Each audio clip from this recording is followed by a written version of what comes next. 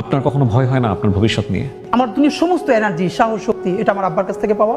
কিন্তু এতগুলো মানুষের জীবন চিরতরে অন্ধ, পঙ্গু, আমার সামনে বসে একজনের চোখ উপড়ে যাচ্ছে, যে চোখ এরকম চেপে ধরছেন।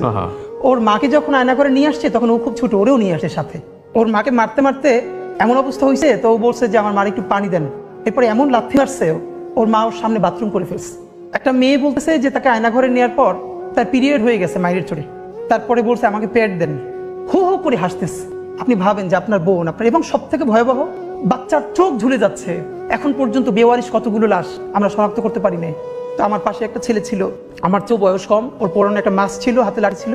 তো হঠাৎ করে দেখি ও আমার মনে হয় একটু দূরে ছিল, ও লুটিয়ে পড়েছে। ওর পুরো মুখে মাস্কটা, হাতটা দুভাবে এবার ছড়ানো, রাস্তার মাঝখানে গল গল করে রক্ত ড্রেনের দিকে চলে যাচ্ছে।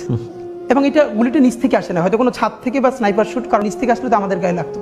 তো তখন আমার মনে আছে যে আমি আসলে কি করব। মানুষ আছে না কিছুক্ষণের জন্য কোনো সিদ্ধান্ত নিতে পারে না যে আমি ওর কাছে যাব নাকি আমি পিছনে ফিরবো। আমি একদম স্থির হয়ে দাঁড়াইছিলাম। তখন আমার যারা সাথে ছিল টেনে পরে দূরে নিয়ে গেছে। ওইটার পরে আমার সিদ্ধান্ত চূড়ান্ত হয়েছে যে ও তো আমার একটু পাশে ছিল, ওই গুলিটা তো আমার মাথায় আসতে পারতো।